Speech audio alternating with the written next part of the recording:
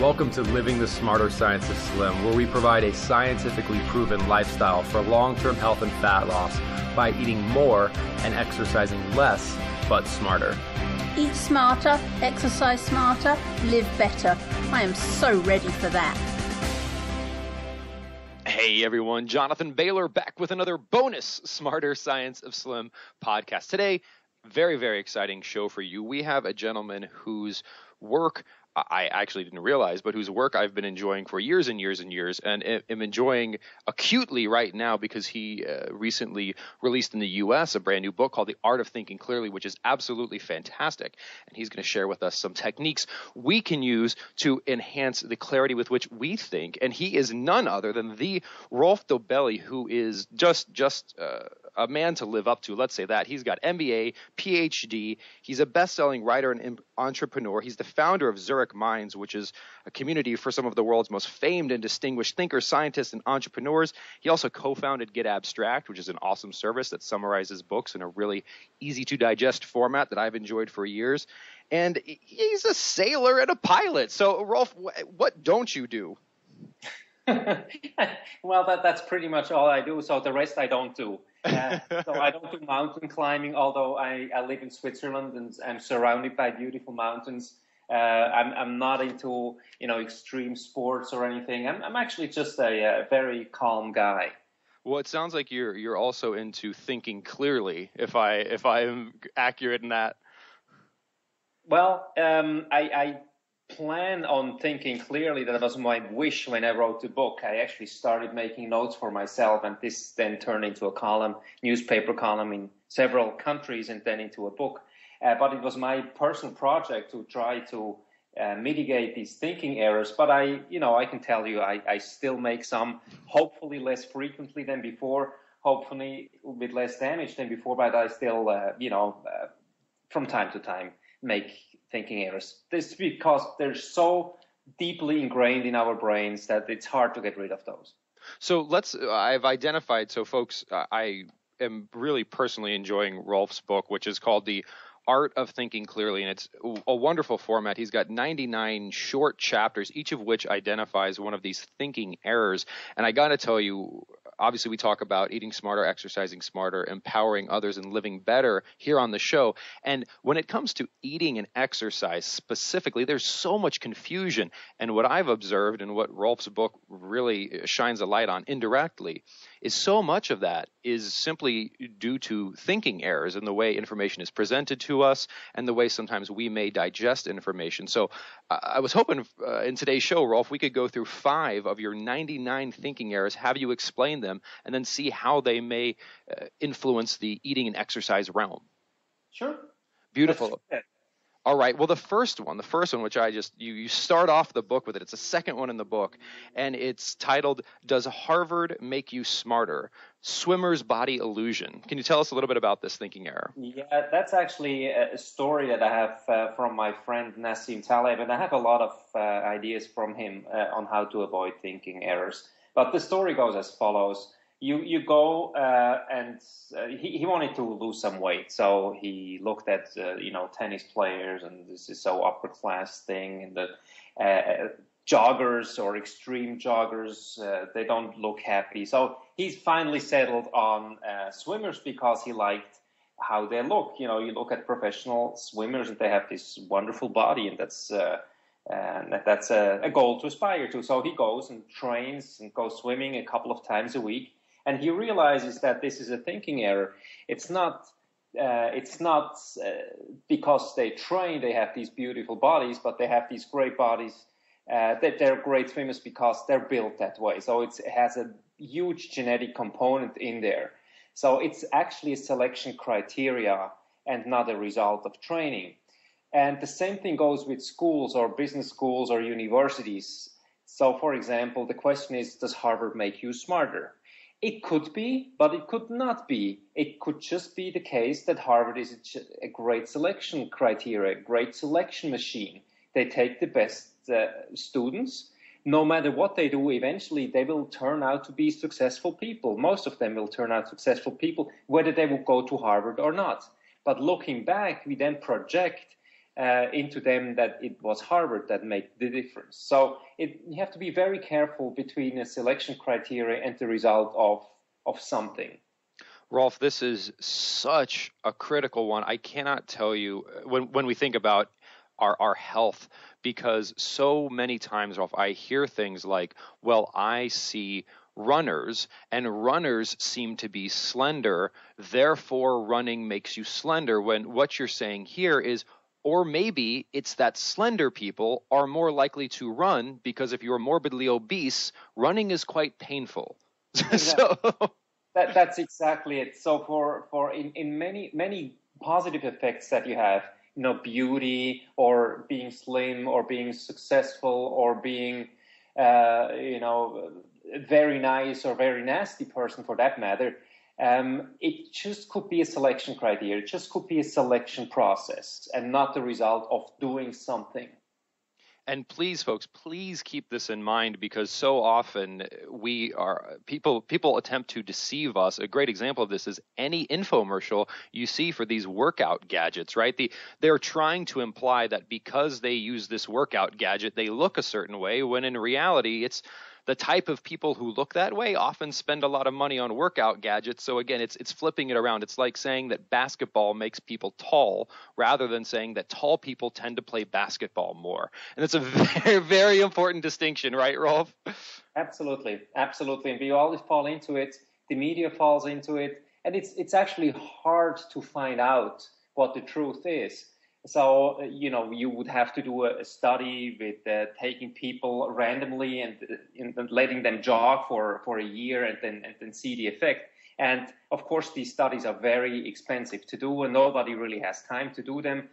So we do the shortcut and say, okay, the joggers are all slim, therefore it's the jogging they do. But it could be the other way around.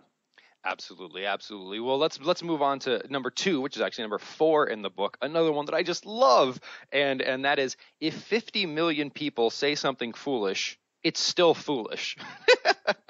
Yeah, that's social proof in psychology, and social proof means we tend to copy the behavior of others, and we tend to copy or imitate opinions of others. So the more people have a certain behavior, or the more people have a certain opinion, the more right that behavior or that opinion seems to us, which of course is completely foolish.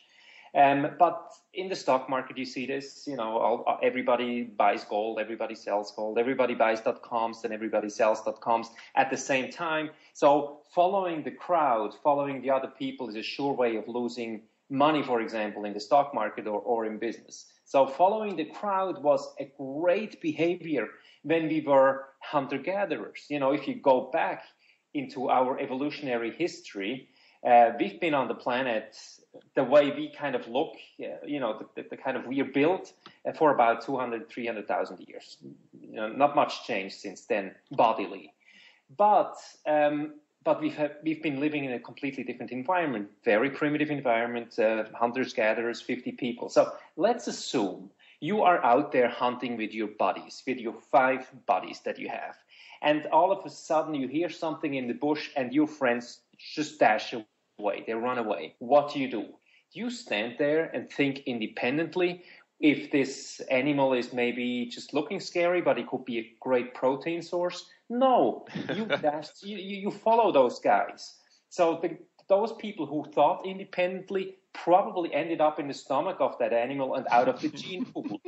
So we are the direct descendants of people who follow other people, which is a great survival strategy in the past. But since we have civilization and eventually cities and eventually we have, industrial revolution and then global markets and all that complicated world we've built here, it doesn't pay to follow other guys anymore. It pays to think independently. If 50 million people defend one position, it doesn't mean that it's the right position for you, or generally it's the right position. You have to think independently and act independently. Rolf, and I think that the key distinction there is so profound, and it's not if 50 million people think something, we're saying that doesn't make it right. We're also saying that doesn't make it wrong. We're saying rightness or wrongness is independent of how many people have the given opinion, correct? Exactly. And you see this, I'm sure you will have that in your book that's coming out in January next year or in December this year. I'm sure you'll have that. You have so many wrong opinions about things, especially in diet. Mm-hmm. So many wrong opinions that, 99% of the people just follow that opinion, but it might be wrong. Mm-hmm. But they follow it because the other guys follow it. And Rolf, that's the key. And I want to equip our listeners. If someone is telling you something in terms of what you should put into your body or what you should do to your body, and these are things like when we talk about our body, this is biology. This is a studyable subject and quite easy to study and has been studied quite robustly. So if the best argument someone can come up with to get you to do something is 1 million subscribers can't be wrong, yes, they can. They absolutely can, and they have been historically. Billions of people have been wrong historically. I mean, just think of all the errors and social injustices that entire civilizations have perpetuated over the years. So, especially when it comes to matters of biology, let's stick to biology and not look to social proof. Is that reasonable, Rolf? Absolutely reasonable. Absolutely. Look at studies. If there is a scientific way of finding something out, then go for the scientific way, because that gets you closer to the truth. And we've been doing this. It's just that it's time consuming. It's hard to do the scientific route. You have to think, you have to read, you have to study for yourself. It's not an easy process. It's much easier to just follow the other people or follow a marketing message. But it's wrong to do that. You have to think it through by yourself. And Rolf, have you noticed, and forgive me, I'm not all the way through your book yet, so you may cover this later, but I've noticed that when someone does, for example, if I'm having a discussion with someone and they say, well, so many people do this, it has to be right. In fact, when I hear that makes me think it's wrong. And do you often see that?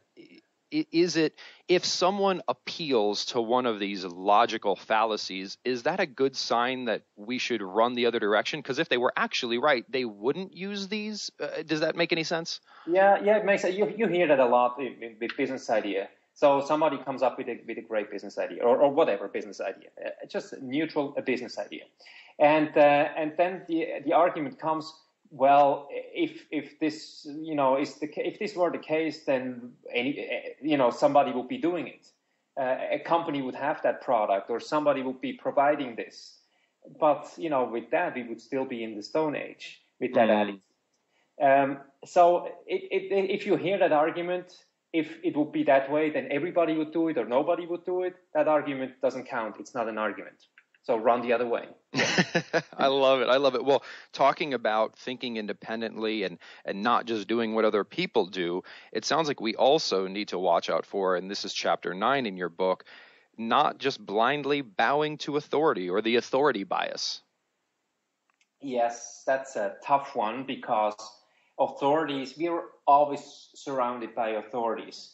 And authorities influence us. And authorities could be, when you're young, it's rock stars. You can go back in time in the Middle Ages. It was bishops and popes or kings. Today, it's, health gurus, or it's central bank Fed presidents or whatever it is.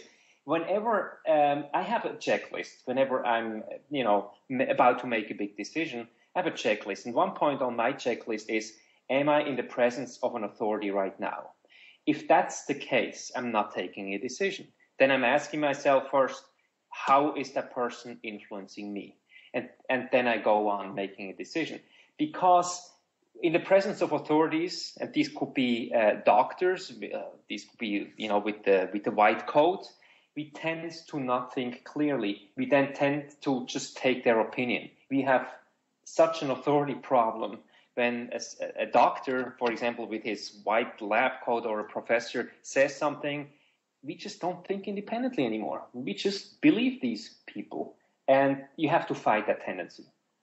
Rolf, I know just in my little studies on psychology and influence, because I love this stuff just personally as a hobby, that there were studies done that show this so clearly, where you would take an individual dressed in street clothes and put them on a street corner and wait for there to be no traffic, but still not the traffic signal signaling that people should cross the street. And if you took someone in street clothes and had them cross the street, people wouldn't necessarily follow them illegally crossing the street. But if you did the exact same setup and you took a man in a business suit or a woman in a business suit, just someone who's dressed as if they were an authority figure in some context, and they cross the street illegally, people would consistently, more people would follow them across the street. Mm-hmm. Yes, it is. I mean, dress and other symbols, like, kings have crowns and professors have white coats, and dresses and these symbols are very important triggers to follow people. It really has an effect in psychology. That's why, for example, I always laugh about on TV. Well, I don't watch TV anymore, but in the past when I watched TV, you see these commercials for drugs. And clearly, here is an actor dressed in a white coat, and he's playing doctor. But you see that he's an actor. I mean, he's one of those commercial actors. He dresses in a doctor's coat, and it just makes a big difference how you dress. Mm-hmm. People start believing the message. Well, and Rolf, let's just really, before we move on to number 4 and 5 that I'd love to talk about on the show, just to again empower our listeners, I want to do a quick exercise where I want to stitch together the first 3 things we've talked about here, which is the swimmer's body illusion, social proof, and the authority bias, because literally, you will see all 3 of those at the same time in just about every single diet and exercise ad campaign. Because the first thing you'll see is someone who is some sort of celebrity trainer, and because they're a celebrity or because they're on television, that somehow makes them an authority in biology, which is obviously false. Being on television does not mean you understand biology. And then they'll say, look at how many people are doing this. That is social proof, which is not valid. And then they will always show people who look a certain way, thereby implying that they started to look that way because they did this program or took this pill, which again is an illusion. Yeah, correct. You summarized it very well. So folks, just watch out. Just watch out. There's a lot of people trying to manipulate you out there. All right, Rolf, the next one. We wouldn't have marketing if we couldn't manipulate our brains. Marketing would not exist as a discipline, as an industry, and it's a huge industry. But if our brains, would be logical, it just all these marketing people would be unemployed. So it's good for the economy to not think clearly. Is that what you're saying?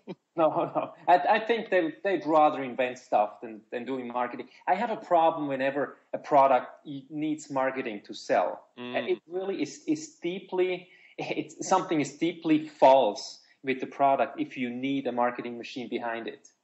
Fascinating. That's actually a very, very interesting point. Well, Rolf, let's move on here to number 81 in your book, which is why you go with the status quo, the default effect.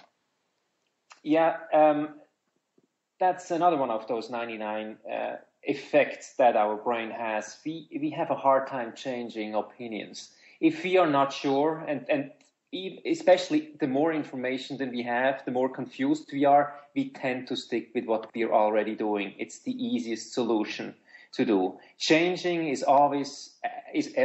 means effort. Changing even an attitude means a lot of effort. So we tend to stick with what we have.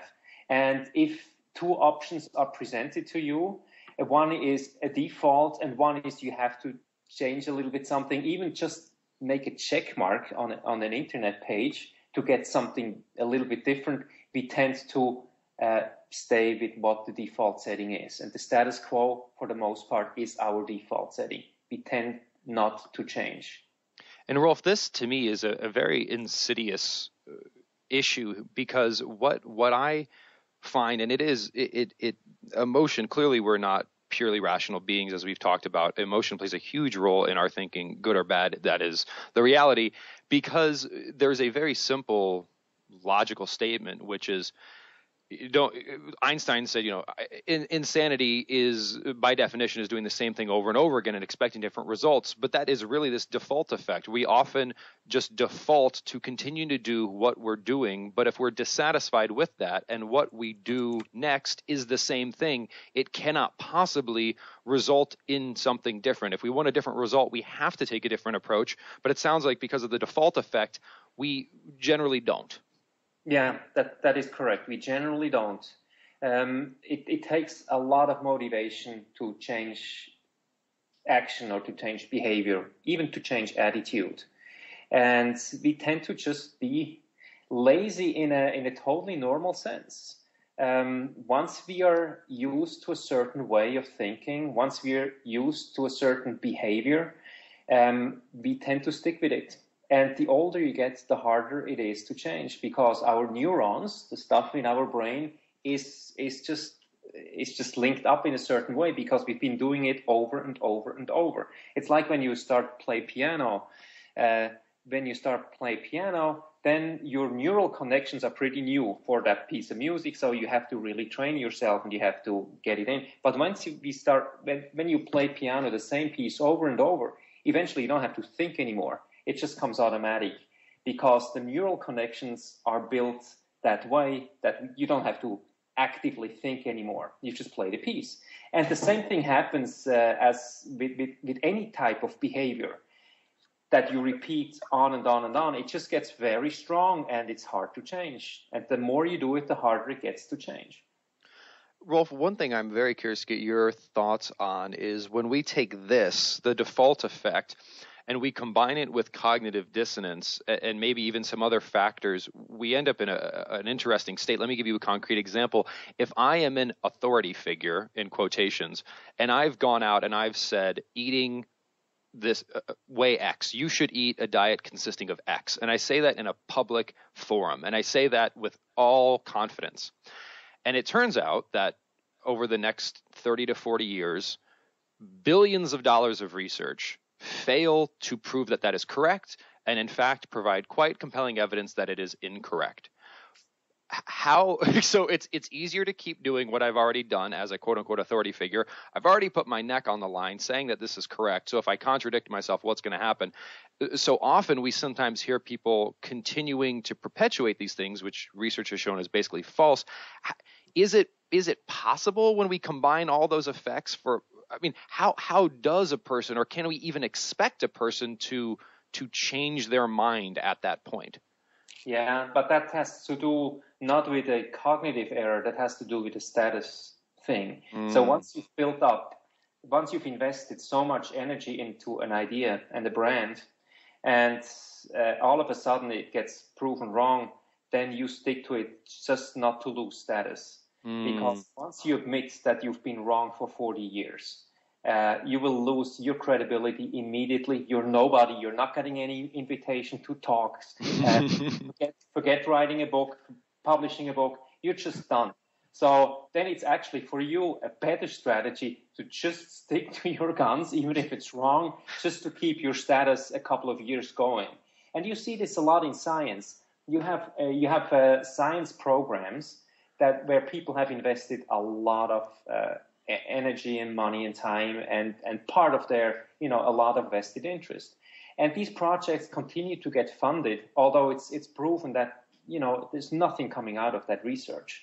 But it just keeps going because those guys will fight for their positions, at least until they retire. So a lot of this has to do with status, keeping up the personal status. Listeners, please bear that in mind, because so often the more you learn about the actual science of eating and exercise, the more you will start to say, like, how can these quote unquote experts continue to say X when we're looking at literally hundreds of randomized controlled trials, aka the closest thing to truth that we can ever come to with a scientific method. And they show not X to be true, like they literally show the opposite to be true. But just remember, these authority figures may be sticking to their guns not because it's correct, but because their financial livelihood depends on it. Is that fair, Rolf? Yeah, that's absolutely fair. They have an incentive scheme, an incentive to stick to the wrong opinion. Otherwise, again, no more talks, no more invitations to TV shows, no more invitations to anything. They would be done. So their livelihood depends on just continuing to preach their wrong message. Rolf, the last thinking error I wanted to cover today with you, because frankly, if I had my druthers, we would go through all 99, but I don't want to give away the farm because these are wonderful. But the last one is, those wielding hammers see only nails. Yes, if you are used to solving a certain problem and you're an expert in something, then you will attack any problem with that knowledge that you have, with that expertise that you have. You will only see your perspective of things and not somebody else's perspective. So the thing goes like, if you're a hammer, every problem looks like a nail, and the solution is just to hammer. And you see this a lot with experts, probably also in the health field, that they have a certain type of experience, and they will apply the same experience over and over and over to all problems and all issues that come about. It's like consultants. You are a business consultant in a specialized field, and you get to any situation, you tend to apply the same procedure.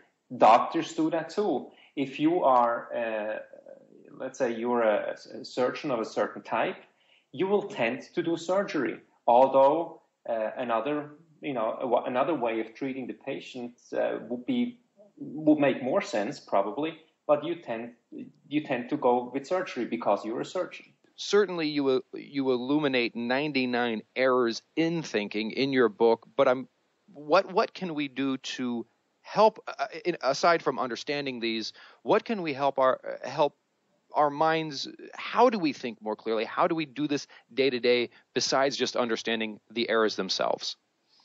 Yeah, I mean, the step number one is to understand the errors themselves, because then you are sensitive to those things. You see him coming, you see him, getting, you see falling into these things, much sooner, or probably after the fact, that then you can analyze what you've done. So it's good to have names with those thinking traps. Names help to remember them and to sensitize you of these things. And the other one is, I would say, like you preach, go think for yourself, look at the studies, look at the evidence. It's biology, it is science. The human body is just one complicated thing, but it is biology at the end. We're made out of cells. We understand, or we start understanding how these things work together. It's a very complex thing, but we get closer and closer and closer to a real understanding of the human body. We are so much ahead compared to 50 years ago or 500 years ago, but we understand now how the body works. We are actually way more ahead of understanding the body than of understanding the economic system, which is also a complex thing. So we are about 200 years ahead with the body than with the economy. So let's use that knowledge that has been produced in the last decades. It is great knowledge, but you have to think independently and digest it and go for the facts. Well stated, Rolf. His name is Rolf Dobelli. His website is Dobelli, that's DOBELLI.com. And the book, which I highly recommend, which will help you to start thinking more clearly, and interestingly enough, will dramatically aid your health and fitness efforts, because so much of the confusion out there is because people are simply trying to manipulate us. The book is called The Art of Thinking Clearly. It's available now. Rolf, thank you so much for joining us. I really appreciate it. Thanks so much for inviting me, Jonathan. Absolutely a pleasure. Well, listeners, I hope you enjoyed today's show as much as I did. And remember, this week and every week after, eat smarter, exercise smarter. Hey, think more clearly and live better. Talk with you soon. Wait, don't stop listening yet. If you like the podcast and if there's other ways we can help you, please join us in the Smarter Science of Slim support group, which is freely available at the Smarter Science of Slim website, smarterscienceofslim.com. There you'll find all kinds of free recipes and success stories, and just all kinds of fun stuff, like how to help your kids go sane, and just great community content.